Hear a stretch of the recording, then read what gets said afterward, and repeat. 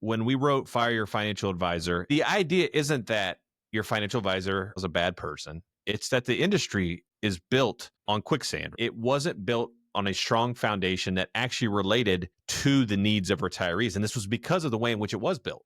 Because back in 1978, when they invented the 401k then replaced pensions.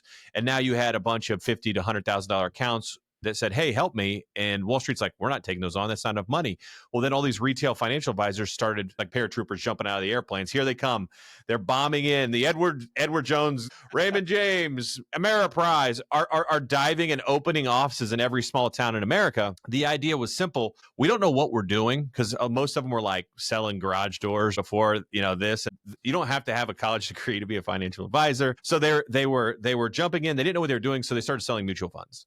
And that's really how the industry took off. And the irony of it is, do you really think someone that has $1 million needs someone managing their portfolio, actively managing a portfolio of $1 million? Do you think there's any cost-effective way to do that? And the answer is, of course not. We're not launching rockets. They want to go to dinner on Thursdays to the Mexican restaurant. They want to go to Florida for a month a year. They want to golf once a while, and they want to. They have a Social Security. They're not spending extravagantly. We don't have cash flow management issues.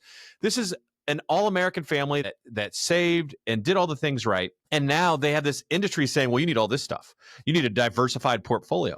Do you? Do I need a diversified portfolio? If I know I can get 5 to 7% year in, year out, and I got $1 million, I got $50,000 of Social Security coming in. We know statistically the average $1 million investable client in retirement spends roughly $70,000 a year. I know people are going to say, I spend 100.